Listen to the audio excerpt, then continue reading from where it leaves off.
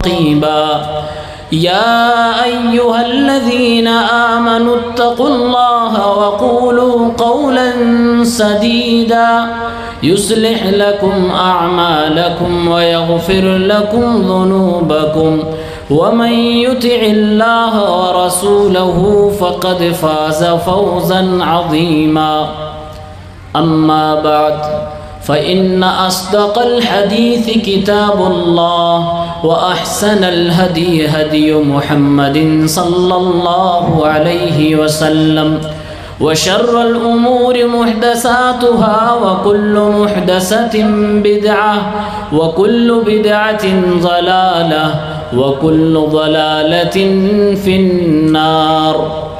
أعوذ بالله من الشيطان الرجيم. بسم الله الرحمن الرحيم. إن في ذلك لذكرى لمن كان له قلب أو ألقى السمع وهو شهيد. وعن أبي الدرداء رضي الله عنه قال: أوصاني خليلي صلى الله عليه وسلم لا تشرب الخمر فإنه مفتاح كل شر. اسٹیج پر تشریف فرما قابل قدر علماء کرام، معزز مہمانان اعظام،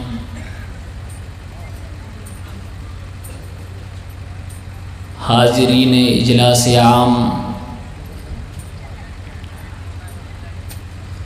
اسلامی بھائیوں، نوجوان ساتھیوں، عزیز بچوں، پردہ نشی ماں اور بہنوں،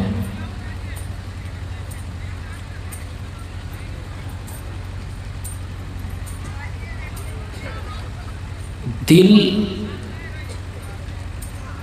بدن کا قائد اور ڈرائیور ہے، اور انسان کی عقل اس کے دل میں ہوتی ہے، صحیح سمجھ اس کے دل کے اندر ہوتی ہے۔ غالباً اسی لیے قرآن کریم نے سمجھنے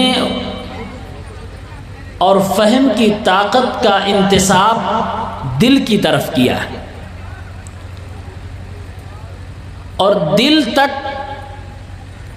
کوئی چیز اگر بڑی تیزی کے ساتھ پہنچتی ہے تو کان کے راستے سے پہنچتی ہے۔ اسی لیے ماہرین کا یہ بھی کہنا ہے کہ بچہ جب جنم لیتا ہے تو سب سے پہلے اس کے سننے کی طاقت جاگتی ہے، اور جب ہم اور آپ سو جاتے ہیں، جسم کے باقی اعضاء آرام کر رہے ہوتے ہیں، تب بھی ہمارا کان جاگ رہا ہوتا ہے۔ قرآن میں اللہ رب العالمین نے کہا کہ نصیحت اس کے لیے ہے، عبرت اس کے لیے ہے جس کے پاس دل ہے۔ سورہ قاف کی آیت نمبر 36 اور 37 کا مطالعہ کریں۔ اللہ رب العالمین نے گزشتہ تباہ شدہ اقوام کا تذکرہ کیا ہے،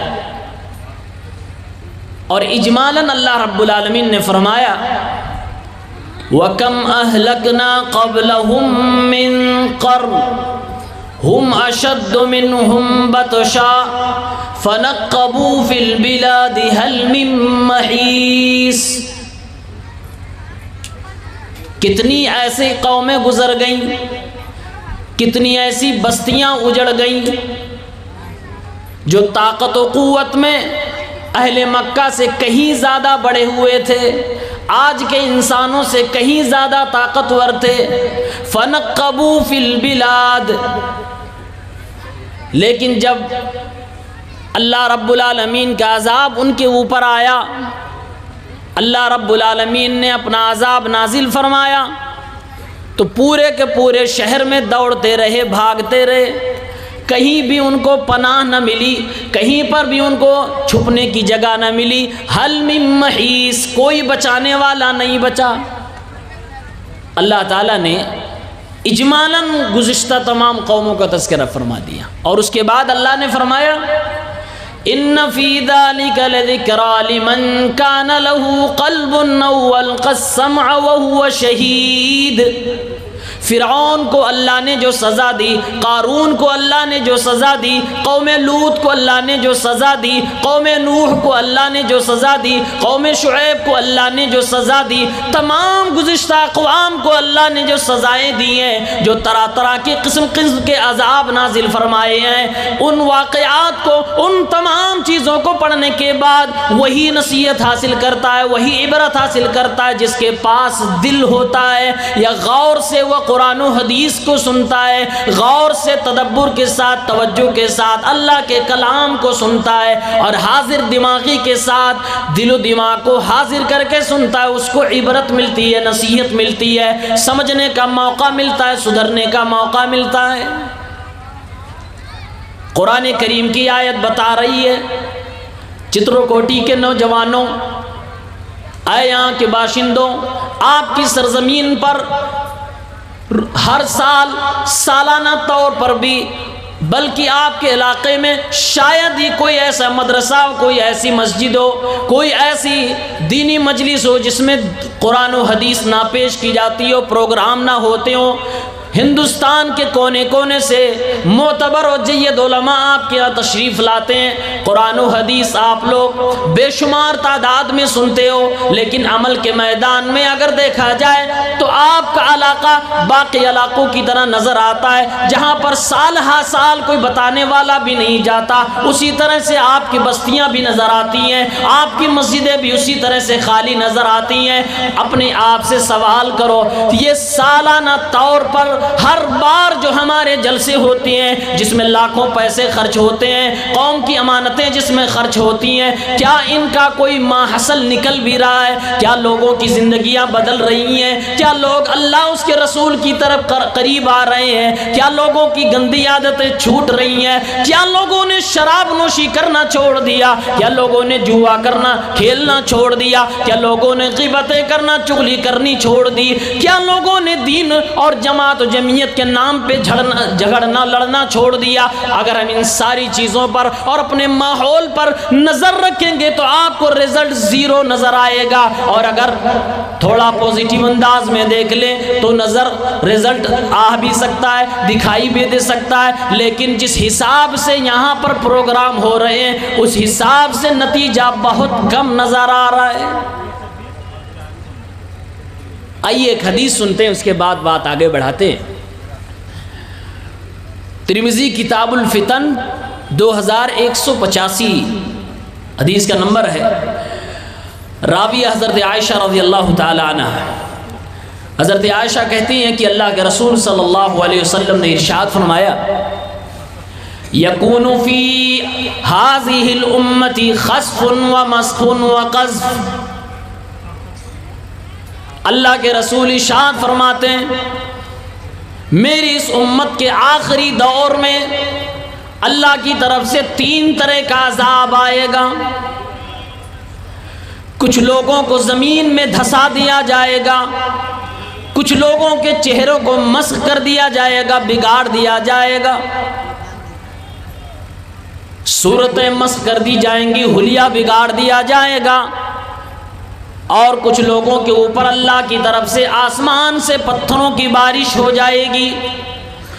صدیقہ عائشہ نے دریافت کیا، انہلک یا رسول اللہ وفینا الصالحون، اے اللہ کے پیغمبر ذرا یہ بتائیے کیا ہم لوگ ایسے ہی ہلاک کر دیے جائیں گے، برباد کر دیے جائیں گے، اللہ کے عذاب کا شکار ہو جائیں گے، جبکہ ہمارے درمیان نیک لوگ بھی بسا کرتے ہیں، نیک لوگ بھی رہا کرتے ہیں؟ اللہ کے نبی نے جواب دیا، نعم اذا ظہر الخبث، جب لوگوں کے اندر برائیاں عام ہو جائیں گی، جب لوگوں کے اندر گناہ عام ہو جائے گا، فسق و فجور عام ہو جائیں گے، تو اللہ کا یہ عذاب آئے گا کہ کچھ لوگوں کو قارون کی طرح زمین میں دھسا دیا جائے گا، کچھ لوگوں کے چہرے یہودیوں کی طرح خنزیر اور بندر کے بنا دیے جائیں گے، اور کچھ لوگوں پر اللہ رب العالمین کا عذاب پتھروں کی شکل میں نازل ہوگا۔ کب ایسا ہوگا؟ جب گناہ عام ہو جائیں گے، جب فسق و فجور عام ہو جائیں گے۔ چھوٹے بڑے سارے گناہ آج ہم مسلمانوں کے اندر پائے جا رہے ہیں، شرک سے لے کر بدعت و خرافات، رسم و رواج، بڑے بڑے گناہ، زناکاری ہے، قتل و خوریزی ہے، بے ایمانی ہے، چوری ہے، جھوٹ ہے، لڑائی جھگڑا ہے، بے نمازی ہونا ہے، اس طرح کے کئی گناہ آج ہمارے سماج کے اندر تھوک کے حساب سے پائے جاتے ہیں۔ اللہ کے نبی صلی اللہ علیہ وسلم ارشاد فرماتے ہیں یہ گناہ کون سے ہوں گے؟ دوسری حدیث میں اس کی پوری وضاحت کے ساتھ بات موجود ہے۔ ترمذی کی کتاب الفتن ہی کی 2212 نمبر کی روایت اٹھائیں، وہاں تھوڑی سی وضاحت موجود ہے۔ عمران ابن حسین رضی اللہ عنہ اس حدیث کے راوی ہیں، کہتے ہیں اللہ کے رسول سے پوچھا گیا وَمَتَى ذَلِكَ یا رسول اللہ، اے اللہ کے نبی جس عذاب کے بارے میں آپ گفتگو کر رہے ہیں یہ عذاب کب اس امت کے اوپر آئے گا؟ یہ امت کون سی ایسی گناہ کرے گی جس گناہ کی بنیاد پر اللہ کا عذاب اتنا خطرناک انداز میں آئے گا؟ آپ نے فرمایا اذا ظہرت القینات والمعازف وشربت الخمر، جب ناچنے والی لڑکیاں، جب گلوکارہ، جب ڈانس کرنے والی لڑکیاں، تھرکنے والی لڑکیاں، اپنے جسم کا سودا کرنے والی لڑکیاں، اپنے جسم کی نمائش کرنے والی لڑکیاں عام ہو جائیں گی، اور جب لوگ ڈھول تاشوں میں مست ہو جائیں گے، جب لوگ میوزک کی دنیا میں کھو جائیں گے، اور جب شراب بے انتہا پیا جانے لگے گا تو اللہ کا عذاب اس طرح کا میری امت کے آخری دور کے لوگوں پہ آئے گا۔ وَشُرُبَتِ الْخُمُرِ، جب شراب پیا جانے لگا گا، اور ایک حدیث میں آتا ہے کہ لوگ شراب کو نام بدل بدل کر، بہانے بنا بنا کر پینا شروع کر دیں گے، اس طرح کے عذاب آئیں گے۔ آج ہمارے اور آپ کے دلوں میں قرآن کی آیتوں، نبی کی حدیثوں، جنت و جہنم، قیامت، قبر، موت کا اثر کیوں نہیں ہوتا؟ کبھی آپ نے غور کیا؟ اس کی وجہ یہ ہے کہ دل ہمارے مردہ ہو چکے ہیں، اور دل مردہ جو ہوتے ہیں کئی اسباب ہیں، ان میں سے 3 اہم سبب جو اس حدیث پاک کے اندر ذکر کیے گئے۔ بربادی کے 3 اسباب: میوزک، ڈانس اور شراب۔ میوزک، ڈانس اور شراب، بربادی کے 3 اسباب، یہ آج آپ کے درمیان، آپ کے نوجوانوں کے درمیان نہیں پایا جاتا۔ آج گانے پہ تھرکنے والے ہمارے قوم کے جوان ہو گئے، گانوں پر ریلز بنانے والے ہمارے قوم کے جوان ہو گئے۔ افسوس تو اس پر ہوتا ہماری قوم کی بیٹیاں بھی نیم برہنہ ہو کر سوشل میڈیا پلیٹ فارم پر اپنے جسم کا دوسروں کو دیدار کرانے لگی، گانوں پر تھرکنے لگی ہیں۔ جس قوم کے نبی نے یہ کہا ہو کہ اس طرح کے جب گناہ عام ہو جائیں گے تو عذاب آئے گا، اس قوم کے نوجوان لڑکے اور لڑکیاں اس طرح کے گناہوں کے اندر ملوث ہو جائیں جس میں اللہ کے نبی بتا رہے ہیں او میری قوم کے لوگوں تم گواہ رہنا، میں یہ بتا کے جا رہا ہوں آنے والی نسلوں میں یہ برائیاں نہیں ہونی چاہیے کہ آج کی نسلیں شراب کے اندر مست ہو جائیں، میوزک کے اندر کھو جائیں، اور اسی طرح سے ڈانس کی دنیا کی دیوانے ہو جائیں۔ آج آپ دیکھیے دنیا کے اندر مسلمان پریشانی کے وقت میں مشکلات کا سامنا کر رہے ہیں، ہزاروں کلومیٹر دور بیٹھا ہوا یہ جوان مسلمان جو جذباتی ہو جاتا ہے، ہاں بس مسلمانوں کی مدد ہونی چاہیے، 2-4 نعرے لگا لیتا ہے، کبھی پولیٹیکل اسٹیج سے، کبھی دینی و مذہبی اسٹیج سے، غیر منہجی اسٹیج سے، کبھی جلوس میں نکل کے چلا جاتا ہے اور سمجھتا ہے ہم نے اسلام کا حق ادا کر دیا، ہم نے مسلمان بھائیوں کی مدد کر دی۔ او میرے بھائیوں، اللہ کی قسم صلاح الدین ایوبی کے ذریعے سے اللہ نے بیت المقدس کو اگر فتح کروایا تھا تو صرف اس لیے کیونکہ وہ دیندار شخص تھا۔ ہمارے اور آپ کی طرح میوزک اور ڈانس کی دنیا کا دیوانہ ہو کر کوئی اللہ رب العالمین کے لیے کبھی بھی اپنے آپ کو قربان نہ کر سکا اور نہ کر پائے گا، اور اگر کر بھی لے جائے تو اس کا کوئی بھی فائدہ نہ ہوتا ہے۔ اس لیے پہلے اپنے آپ کی اصلاح کریں، اپنی دنیا کو بدلیں، اپنے آپ کو دیندار بنائیں، اور اس طرح کے خرافات سے، گناہوں کی چیزوں سے، فسق و فجور کے کاموں سے اپنے آپ کو دور کرتے چلے جائیں، ورنہ اللہ کی مدد کبھی بھی نہیں آئے گی۔ اللہ کا قرآن کہتا ہے ان تنصروا اللہ ینصرکم، اگر تم اللہ کی مدد کرو گے کہ تو اللہ تمہاری مدد کرے گا، اگر اللہ کی مدد نہیں کرو گے تو پھر تمہارے رونے چلانے اور تمہارے بچوں کے بلکنے، تمہاری عورتوں کے بیوہ ہو جانے سے اللہ کو کوئی پرواہ نہ ہوگا۔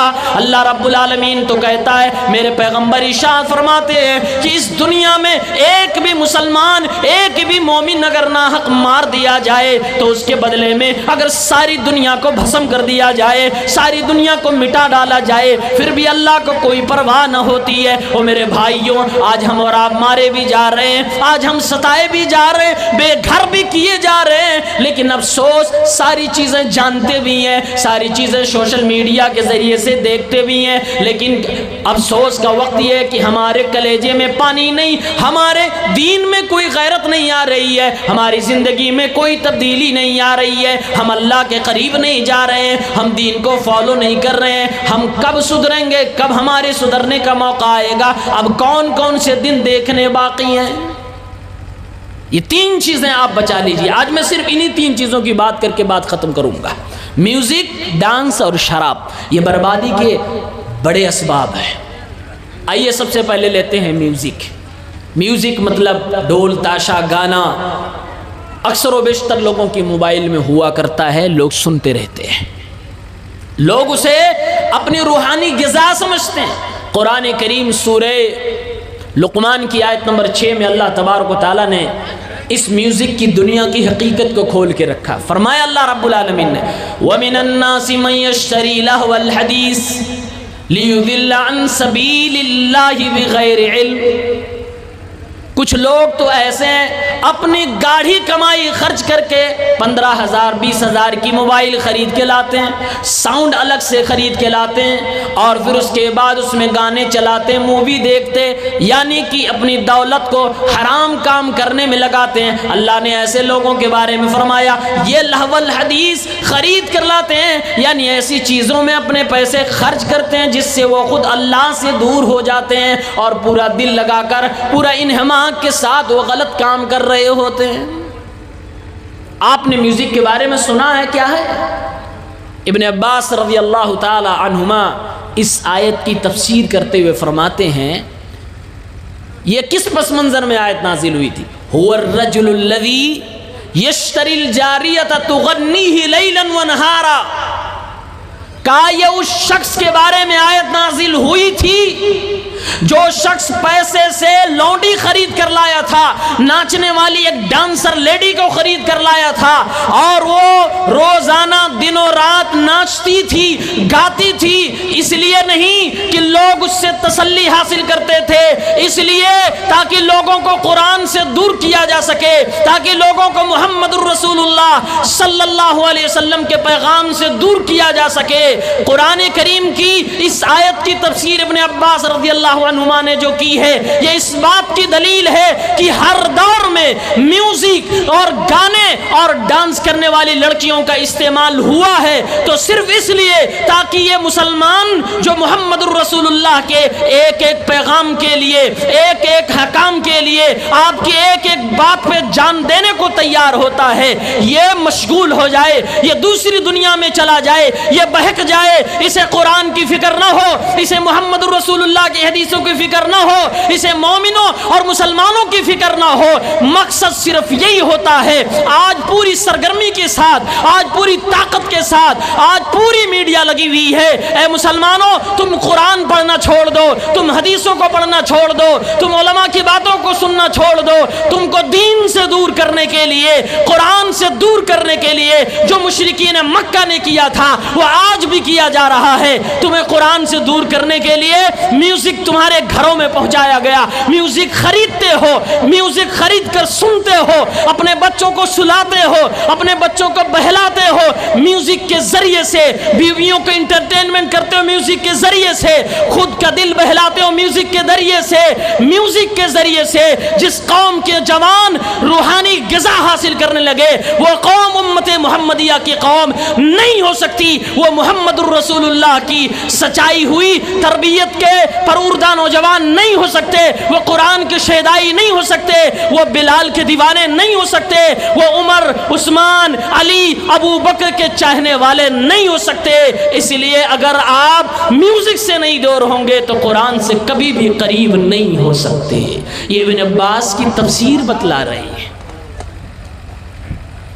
اور ایک نکتہ سنیے، سورہ نور کی آیت نمبر 31 کا چھوٹا سا ٹکڑا آخری آیت میں موجود، آخری لائن کے موجود۔ اللہ تبارک و تعالیٰ نے فرمایا عورتوں کے بارے میں، وَلَا يَضْرِبْنَ بِأَرْجُلِهِنَّ لِيُعْلَمَ مَا يُخْفِينَ مِن زِينَتِهِنَّ۔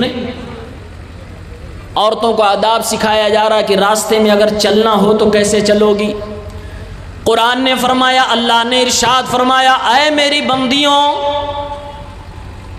اے مسلمان عورتوں، جب تمہیں راستوں میں چلنے کی ضرورت پڑ جائے، اپنے گھر سے نکلنے کی ضرورت پڑ جائے تو اپنے پیر کے اندر خلخال نہ پہن کے نکلا کرو، پازیب نہ پہن کے نکلا کرو، کوئی ایسی چیز اپنے پیر میں نہ پہن کے نکلا کرو جس سے آواز آئے، جس سے تمہاری زیب و زینت کا اظہار ہو، جس سے دوسرے لوگ تمہاری طرف اٹریکٹ ہوں، کھنچتے ہوئے چلے آئیں۔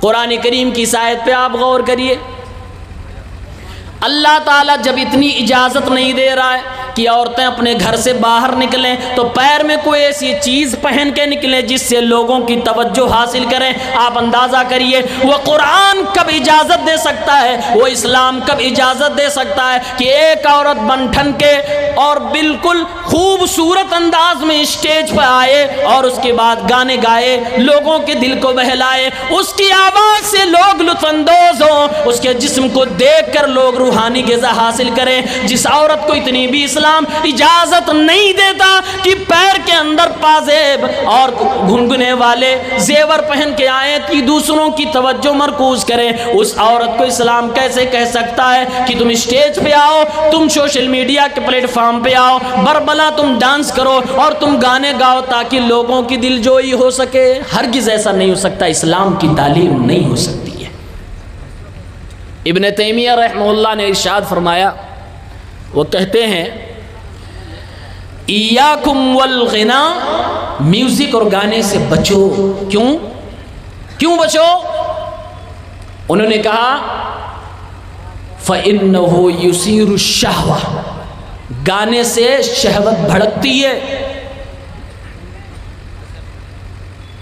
وَيَهْدِمِ الْمُرُوَّةَ، جو رہی سہی تمہارے اندر ادب، عزت، دوسروں کے ساتھ ویوہار کرنے کا اخلاق موجود ہو وہ بھی برباد ہو جاتا ہے۔ وَيَنُوبُ عَنِ الْخَمْرِ، اور یہ میوزک شراب کے خاندان سے ہے، لوگوں کو نشے میں مبتلا کر دیتا ہے۔ ابن قیم رحمہ اللہ اس آیت کی تفسیر میں فرماتے ہیں الغناء اشد لہوا من الخمر، یہ میوزک، یہ گانا شراب سے زیادہ نشہ پیدا کرتا ہے۔ کیوں؟ کہتے فَإِنَّهُ رُقْيَةُ الزِّنَا، میوزک اور گانا زنا کا منتر ہے۔ آپ نے ابھی تک سنا ہوگا نا، بیماریوں سے علاج کے منتر ہوتے ہیں، کہ دعائیں ہوتی ہیں، رقیہ ہوتا ہے۔ ابن قیم رحم اللہ فرماتے فَإِنَّهُ رُقْيَةُ الزِّنَا، میوزک اور گانا زنا کا منتر ہے۔ وَمُنبِتُ النِّفَاقِ، جو مسلمان سنتا ہے اس کے دل میں نفاق پیدا ہو جاتا ہے، وہ منافق ہو جاتا ہے۔ وَشِرْكُ الشَّيْطَانِ، شیطان کو شریک کر لیتا ہے اپنے اعمال میں۔ شیطان کا پسندیدہ عمل ہے گانا کا سننا اور لوگوں کو سنانا۔ جب مسلمان سنتا تو شیطان کا شریک بن جاتا ہے۔ اور کہتے ہیں یہ گانا، یہ میوزک، یہ دماغ کا نشہ ہے۔ شراب جب پیتے ہیں پورا بدن دھت میں ہوتا ہے، نشے میں جاتا ہے، لیکن گانا سننے سے انسان کا دل و دماغ نشے میں چلا جاتا ہے۔ اس لیے گانے سے میرے نوجوان دوستو دور ہو جاؤ۔ دوسری چیز جو اللہ کے نبی نے بیان کیا جس کی وجہ سے اس قوم پر عذاب آئیں گے وہ ہے ڈانس۔ ڈانس کے بارے میں قرآن کریم کے اندر اگر آپ آیت تلاش کریں تو امام قرطبی رحمہ اللہ کے مطابق سورہ بنی اسرائیل کی آیت نمبر 37 آپ پڑھ سکتے ہیں۔ اللہ تعالیٰ نے ارشاد فرمایا وَلَا تَمْشِي فِي الْأَرْضِ مَرَحًا إِنَّكَ لَن تَخْرِقَ الْجِبَالَ وَلَن تَبْلُغَ إِنَّكَ لَن تَخْرِقَ الْأَرْضَ وَلَن تَبْلُغَ الْجِبَالَ طُولًا۔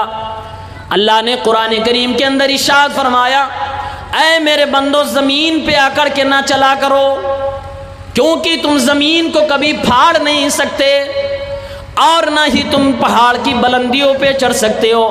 قرآن کریم کی اس آیت کی تفسیر کرتے ہیں امام قرطبی رحمہ اللہ فرماتے ہیں قرآن کی آیت بڑی شدت کے ساتھ رقص و سرور کی مجلسوں کو رد کرتی ہے، ڈانس کی دنیا کے اوپر رد کرتی ہے۔ جب اللہ تعالیٰ اپنے بندوں کو یہ فرما رہا ہے اے میرے بندوں زمین پہ تم اکڑ کے نہ چلا کرو، یہ ڈانس کرنے والے زمین پر اکڑتے بھی ہیں، زمین پر کودتے پھادتے بھی ہیں، ایک گناہ کو کرتے ہیں دوسروں کو بھی گناہ میں مبتلا کرتے ہیں، ساتھ میں میوزک کی دنیا بھی لگی ہوتی ہے، ساتھ میں عریانیت و فحاشی بھی ہوتی ہے، لوگوں کے جذبات و شہوات کے ساتھ کھیلا جاتا ہے، کیسے یہ جائز ہو سکتا ہے؟ امام قرطبی رحمہ اللہ فرماتے ہیں اس آیت کے اندر بڑی شدت کے ساتھ یہ بات موجود ہے کہ اسلام ڈانس کے خلاف بہت شدید انداز میں ہے، اسلام رد کرتا ہے کہ کوئی بھی مسلمان ڈانس کی دنیا میں جائے۔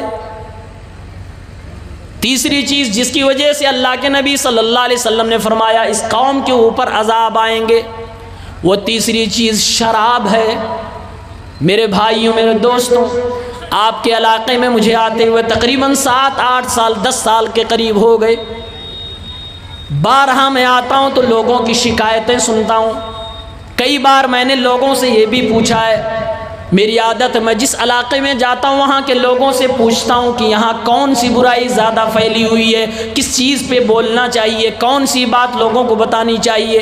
آپ کے یہاں اس بار بغیر بتائے ہوئے مجھے یہ بات بتائی گئی کہ اس سرزمین کے اندر شراب بڑی تیزی کے ساتھ پیا جا رہا ہے، نوجوانوں کی اکثریت شراب کی لت میں پھنستی چلی جا رہی ہے۔ اور میرے بھائیوں ذرا غور سے سننا، دل کی دنیا کو بدلنے کی نیت سے سننا، اپنے آپ کو سدھارنے کی نیت سے سننا۔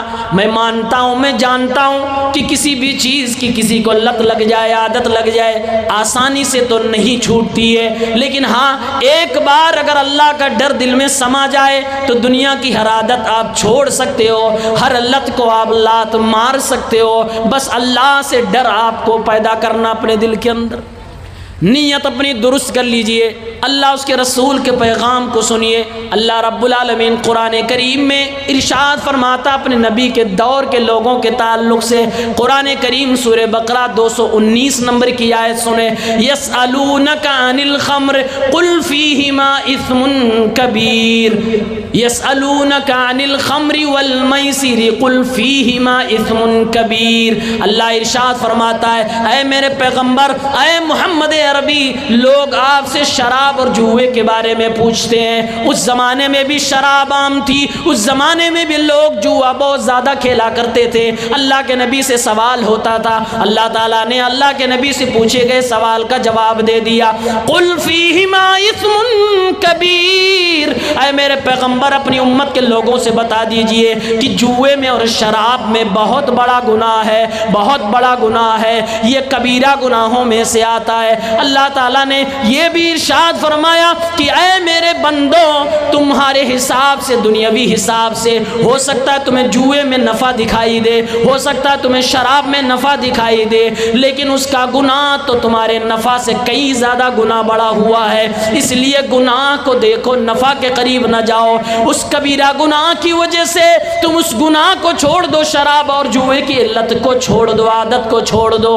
قرآن کریم کی ایک دوسری آیت نازل ہوتی ہے, سورہ نساء آیت نمبر 43. اللہ عز و جل نے قرآن میں ارشاد فرمایا, ایک بار اللہ کے نبی کے صحابہ کرام, اسلام کا دور شروع ہو چکا ہے, مسلمانوں پر پوری طرح سے بھی شراب حرام نہیں ہوا تھا, لوگ شراب بھی پی رہے تھے, کھانا بھی کھا رہے تھے, نماز کا وقت ہو جاتا تھا نماز پڑھنے کے لیے بھی جاتے تھے.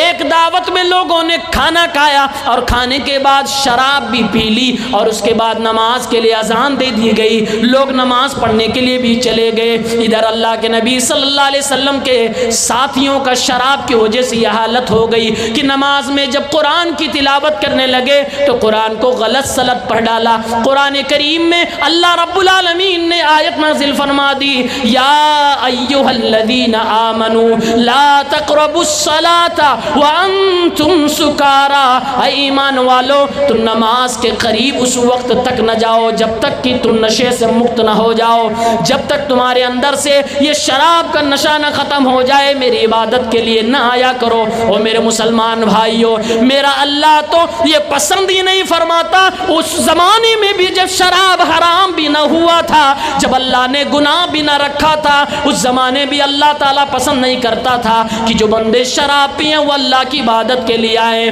آپ کس کلیجے سے اور کون سا چہرہ لے کر اللہ کی عبادت کے لیے جمعے کے دن ہی صحیح نماز کے لیے جاتے ہو؟ رات میں آپ نے شراب پی ہوئی ہے, صبح میں آپ نے شراب پی ہوئی ہے, ہفتے بھر آپ نے شراب پی ہوئی ہے, اور نشے کی دنیا میں آپ مست ہیں. جمعے کی اذان ہوتی ہے نماز پڑھنے کے لیے بھی جا رہے ہو. میرا اللہ فرماتا ہو لوگوں نماز کے قریب آؤ, شراب کو چھوڑ دو. ولا تقربوا الصلاۃ وانتم سکارا, اے میرے بندو جب تم شراب پیے رکھو تو نماز کے لیے نہ آیا کرو. اللہ تعالیٰ نے ہمیں اور آپ کو اپنی عبادت کے لیے پیدا فرمایا ہے, اپنی ریاضت کے لیے پیدا فرمایا ہے, لیکن اللہ تعالیٰ نے جس لیے ہمیں پیدا کیا ہے وہ کام کرنے سے بھی روک رہا ہے جب ہم شراب پی لیتے ہیں. آپ کو اندازہ ہونا چاہیے کہ شراب پینا اللہ کی نگاہ میں کتنا بڑا جرم ہے کہ اللہ فرماتا ہے نماز نہ پڑھو, لیکن شراب سے جب دور ہو جاؤ تب نماز پڑھنے آؤ. اب قرآن کریم کی تیسری اور آخری آیت شراب کے بارے میں نازل ہو گئی. سورہ مائدہ کی آیت نمبر 90 اور 91 پڑھیے. اللہ تعالیٰ نے پوری وضاحت سے کہہ دیا. اب لوگوں کی عادت دھیرے دھیرے چھوٹ گئی, اب لوگ سمجھ گئے کہ اسلام شراب کو پسند نہیں کرتا ہے. اللہ نے فرما دیا, یا ایھا الذین آمنوا انما الخمر والمیسر والانصاب والازلام رجس من عمل الشیطان فاجتنبوہ لعلکم تفلحون. اے ایمان والو, اے وہ لوگوں جو کہتے ہو کہ ہمارا رب اللہ ہے, اے وہ لوگوں جو کہتے ہو کہ ہمارے نبی محمد الرسول اللہ ہیں, اے وہ لوگوں جو کہتے ہو کہ ہماری دھارمک کتاب قرآن مجید ہے, دل میں اگر ذرہ برابر ایمان کا شعلہ بھڑک رہا ہے, اگر ذرہ برابر تم ایمان والے ہو تو اللہ کا پیغام سنو. اللہ فرما رہا ہے انما الخمر والمیسر والانصاب والازلام رجس من عمل الشیطان. اے میرے بندو, شراب, جوا, بت اور یہ پاسن گیری, یہ ساری کی ساری چیزیں یہ تو شیطانی کاموں میں سے ہے. فاجتنبوہ لعلکم تفلحون. تم ان چیزوں کو چھوڑ دو, شراب پینا چھوڑ دو, جوئے کھیلنا چھوڑ دو, بت پرستی کرنا چھوڑ دو, پاسا گیری کرنا چھوڑ دو, کامیاب ہو جاؤ گے. انما یرید الشیطان ان یوقع بینکم العداوۃ والبغضاء. اللہ کہتا ہے کہ اے میرے بندو, یہ شراب کی لت جو تمہیں لگی ہے یہ شیطان تمہیں لگوا رہا ہے. شیطان تو چاہتا ہے کہ تم اپنے بھائی کے دشمن ہو جاؤ, شیطان تو چاہتا ہے کہ تم دوسروں سے لڑتے پھرو. او میرے بھائیوں, ذرا اپنے کلیجے پہ ہاتھ رکھ کے بتاؤ, جن لوگوں نے کبھی شراب پی ہے, یہ شراب کی دنیا میں رہے ہیں, شراب کی عادت ان کو کبھی رہی ہے, جو شراب پی لیتے ہیں وہ دنیا کے سب سے پیارے رشتے سے بھی لڑ جایا کرتے ہیں. کبھی ماں سے لڑ گئے, کبھی باپ سے لڑ گئے, کبھی بیوی سے لڑ گئے, کبھی بچوں پہ ہاتھ اٹھا دیا, کبھی پڑوسیوں پہ ہاتھ اٹھا دیا, شراب پینے والے کبھی کسی کے سگے نہیں ہوا کرتے ہیں، وہ کبھی کبھی اپنی بیٹیوں پر بھی ہاتھ اٹھا دیتے، کبھی کبھی اپنی بہنوں کو بھی بری نظر سے دیکھ لیتے، کبھی کبھی اپنی ماؤں کے ساتھ بھی غلط کام اور زنا جیسا جرم کر جاتے ہیں۔ اللہ فرماتا ہے میرے بندو، شراب سے کبھی کسی کا بھلا نہیں ہوا، جوئے سے کبھی کسی کا بھلا نہیں ہوا ہے۔ وَيَصُدَّكُمْ عَنْ ذِكْرِ اللَّهِ وَعَنِ الصَّلَاةِ، جب تم شراب پی لیتے ہو تو اللہ کو تم بھول جاتے ہو، جب تم شراب پی لیتے ہو تو نماز روزے اور اللہ کی عبادتوں سے تم دور ہو جاتے ہو۔ اللہ کا قرآن کہتا ہے فَهَلْ أَنْتُمْ مُنْتَهُونَ، اے اللہ کے بندو، اللہ نے جب یہ ساری باتیں تمہیں بتلا دی کہ یہ تو شیطان کی گندگیوں میں سے ایک گندگی ہے، شیطانی کاموں میں سے ایک کام ہے، شیطان تمہیں شراب پلا کر تمہیں بدمست کرتا ہے، تمہیں اللہ سے دور کرتا ہے، تمہیں اسلام سے دور کرتا ہے، تمہیں نمازوں سے دور کرتا ہے، تمہیں اللہ اس کے رسول کی دنیا سے دور کرتا ہے، تمہیں کافروں کی طرح زندگی گزارنے پہ ابھارتا ہے۔ یہ ساری کی ساری باتیں جاننے کے بعد اے میرے بندو بتاؤ، کیا تم شراب اب چھوڑ پاؤ گے کہ نہیں چھوڑ پاؤ گے؟ کیا تم شراب پینے سے باز آؤ گے کہ نہیں آؤ گے؟ یہ میرے اللہ کا سوال ہے، اور میرے ذریعے سے یہ اللہ کا سوال آپ تک پہنچایا جا رہا ہے۔ فَهَلْ أَنْتُمْ مُنْتَهُونَ، اے میرے بھائیوں، چترکوٹی کے نوجوانوں جو شراب کی دنیا میں مست ہو، آپ سے میرا خطاب ہے، آپ کو قرآن کی آیت کا ٹکڑا میں دے کے جا رہا ہوں۔ اللہ کا سوال ہے اے میرے بندوں، کیا تم شراب کو چھوڑ پاؤ گے؟ کیا تم شراب کی بوتل کو پھوڑ پاؤ گے؟ کیا شراب سے اپنے آپ کو بچا پاؤ گے؟ جواب اپنے آپ میں دینا۔ اس وقت کے صحابہ کرام نے جواب دیا تھا انتہینا یا ربنا، اے میرے الہ، جب تو نے کہہ دیا یہ چیز حرام، تیرے پیغمبر نے کہہ دیا حرام، تو ہم کون ہوتے ہیں جو شراب کو ہاتھ لگا سکے؟ ہم نے شراب کی بوتلیں پھوڑ دی، ہم نے شراب کے برتنوں کو اپنے گھر سے باہر پھینک دیا۔ صحابی حضرت انس کا بیان ہے، قرآن کی اس آیت کے اترنے کے بعد مدینے کی گلیوں میں شراب ایسے بہ رہے تھے جیسے پانی آیا ہو، سیلاب آیا ہو، بارش ہوئی ہو۔ لوگوں، یہ جذبہ ایمانی کب پیدا ہوگا؟ یہ ایمان کا شعلہ کب بھڑکے گا کہ اللہ اس کے رسول کی باتوں کو سننے کے بعد عمل کے میدان میں ایسے آئے کہ توبہ تو ابھی توبہ، کل کی پرواہ نہ کرے، کل کا وعدہ نہ کرے کہ کل چھوڑ دیں گے، آج پی لیں گے۔ میرے بھائیوں، جو چیز چھوڑنا ہو ابھی اسی وقت اور اسی وقت چھوڑیے، اس کو وعدے پہ نہ ٹالیے، ورنہ شیطان آپ کے دل و دماغ کے ساتھ کھیل جائے گا۔ آپ جانتے ہیں شراب کو اسلام نے کیا کہا ہے؟ دا مدر آف سنس، گناہوں کی ماں شراب، ام الخبائث۔ سنن نسائی میں کتاب الاشربہ کی ایک حدیث ہے 5666، عثمان غنی رضی اللہ تعالیٰ عنہ اس حدیث کو بیان کرتے ہیں، موقوف روایت ہے۔ آپ نے فرمایا اجتنبوا الخمر فإنها ام الخبائث۔ عثمان غنی کتنے شرمیلے انسان تھے، علماء سے آپ سنتے ہیں، میرے پیغمبر بھی جب ان کو دیکھتے تھے تو اپنے گھٹنے ڈھک لیتے تھے، اپنی ساق ڈھک لیتے تھے، جبکہ ابو بکر و عمر سے نہیں ڈھکتے تھے۔ اللہ کے پیغمبر جن کے بارے میں فرماتے ہیں کہ فرشتے بھی عثمان غنی سے شرم و حیا محسوس کرتے ہیں، وہی عثمان غنی کہہ رہے ہیں اے لوگوں، شراب سے اپنے آپ کو بچاؤ، کیونکہ یہ گناہوں کی ماں ہے، یہ ام الخبائث ہے۔ اور اس کے بعد پرانے زمانے کا ایک واقعہ بیان کرتے ہیں کہ ایک آدمی تھا، بڑا عبادت گزار تھا۔ میرے بھائیوں، عبادت پہ بھی کسی کو گھمنڈ نہیں ہونا چاہیے۔ آپ سنیں، ایک آدمی تھا، بڑا عبادت گزار تھا، اللہ کی عبادت میں لگا رہتا تھا، اللہ کی پوجا پاٹ میں لگا رہتا تھا۔ علاقے کی ایک عورت تھی، بڑی حسین و جمیل، بڑی خوبصورت تھی۔ عام طور سے عورتیں عبادت گزار لوگوں کو تو پسند نہیں کرتی، لیکن کبھی کبھی شیطان ان کو استعمال کر کے اللہ کے نیک بندوں کو جال میں پھنساتا ہے۔ اس حسینہ و جمیلہ کے ذریعے سے، اس خوبصورت عورت کے ذریعے سے اللہ کے اس بندے کی آزمائش ہو گئی۔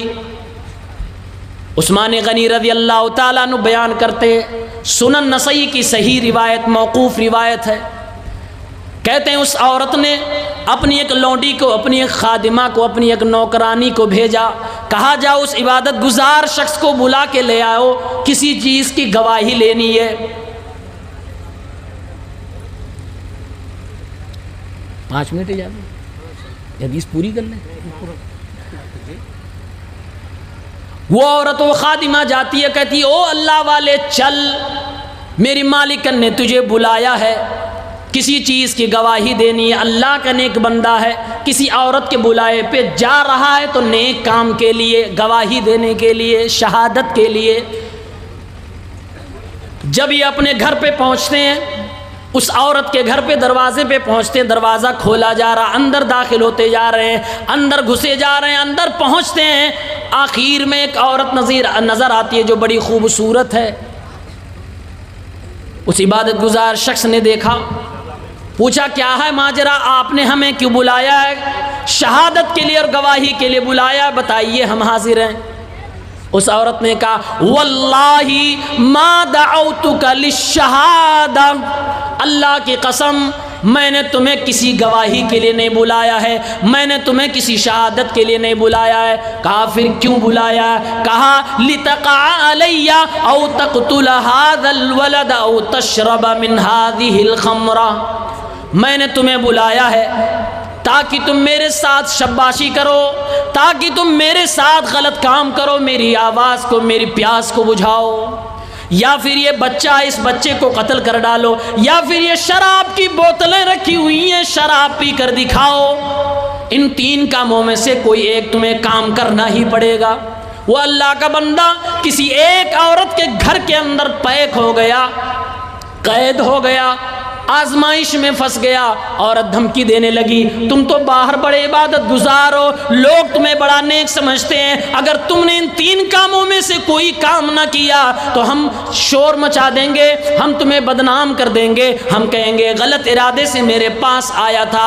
وہ آدمی کرتا نہ مرتا، کیا نہ کرتا؟ اس نے کہا ان 3 کاموں میں سے آسان تو شراب پینا لگتا ہے۔ کہا مجھے شراب ہی پلا دو، میں شراب پی کے اپنے گھر چلا جاؤں گا۔ اس عورت نے اسے جام پلایا، 1 گلاس پینے کے بعد ذرا سا نشہ ہوا، دوبارہ کا مطالبہ ہوا، پھر اس نے پیا، دوبارہ پیا، جب نشے میں دھت ہو گیا اور شراب نے اپنا اثر دکھا دیا تو عورت کے ساتھ اس بندے نے زنا بھی کر ڈالی اور پھر اس بچے کو قتل بھی کر ڈالا۔ اور میرے بھائیوں، عثمان غنی اتنی حدیث بیان کرنے کے بعد کہتے ہیں فَاجْتَنِبُوا الْخَمْرَ فَإِنَّهَا أُمَّ الْخَبَائِثِ، اے میرے پیغمبر کے چاہنے والوں، شراب سے اپنے آپ کو بچا کے رکھنا، کیونکہ یہ گناہوں کی ماں ہے۔ کیا تم نے نہیں دیکھا ایک اللہ والے نے جب شراب پی تو زنا بھی کر بیٹھا، ایک بچے کو قتل بھی کر ڈالا، اور پھر اس نے شراب تو پی کر گناہ کیا ہی کیا۔ قسم کھا کر کہتے ہیں واللہ لا یجتمع الایمان وادمان الخمر فی قلب الا لیشک ان یخرج احدہما صاحبہ۔ قسم کھا کے عثمان غنی کہہ رہا ہے، اللہ کی قسم ہے، کسی بھی مسلمان کے سینے میں جو دل ہے، اس دل کے اندر ایمان اور شراب کی محبت دونوں ایک ساتھ جمع نہیں ہو سکتے۔ اگر تم شرابی ہو تو ایمان والے پکے نہیں ہو سکتے، اور اگر تم ایمان والے ہو تو تم شرابی نہیں ہو سکتے۔ او میرے بھائیوں، اللہ کے پیغمبر نے دوسری حدیث میں ارشاد فرمایا ہے لا تشرب الخمر فإنه مفتاح کل شر، اے میری امت کے لوگوں، شراب نہ پیا کرنا، یہ ہر برائی کی چابی ہے، ہر برائی کی کنجی ہے۔ شراب پی کے لوگوں نے اپنی ماؤں کے ساتھ بھی زنا کر لیا ہے، لوگوں نے اپنی بیٹیوں کو بھی حاملہ کر ڈالا ہے، لوگوں نے اپنی بہنوں پر بھی گندے ہاتھ لگا دیے ہیں۔ او میرے بھائیوں، یہ شیطانی چیز ہے، گندی چیز ہے، ناپاک چیز ہے۔ اپنے آپ کو بچاؤ، اپنے بچوں کو بچاؤ، اللہ کا واسطہ ہے آپ کو، اللہ کا واسطہ ہے، اپنے ایمان کی خیر کرو، اپنے آپ کو بچاؤ، جہنم کی آگ سے بچنے کی کوشش کرو، یہ آپ کو کہیں کا نہ چھوڑے گا۔ بڑے بڑے درویشوں کو برباد ہوتے شراب کے میخانے میں دیکھا گیا، بڑے بڑے جاگیرداروں کو قلاش ہوتے شراب کے میخانے میں دیکھا گیا۔ دنیا تباہ ہو جاتی ہے، دین برباد ہو جاتا ہے۔ یہ شراب کی حرمت کے حوالے سے قرآن و حدیث کے نصوص آپ کے سامنے پیش کیے۔ پیغام صرف اتنا ہے، آپ کا علاقہ بدنام ہے، شراب سے خود کو بچا لو، اپنے اہل و عیال کو بچاؤ، بچوں کو بچاؤ۔ میرے نوجوان ساتھیوں، اللہ کا واسطہ دیتا ہوں، شراب کو چھوڑنے کی کوشش کرو۔ والذین جاہدوا فینا لنہدینہم سبلنا۔ قرآن کہتا ہے کہ جب بھی کوئی انسان گناہ چھوڑنا چاہتا ہے تو اللہ اس کی مدد ضرور کرتا ہے۔ اس لیے گناہ کو بڑا بوجھ نہ سمجھو، اس کو چھوڑنے کے لیے کوشش کرو، ضرور اللہ راستے دکھائے گا۔ بڑی بڑی عادتیں بھی چھوٹ جائیں گی۔ اللہ کا خوف دلوں میں پیدا کرو، اسباب کو اختیار کرو۔ وآخر دعوانا ان الحمد للہ رب العالمین، والسلام علیکم ورحمۃ اللہ وبرکاتہ۔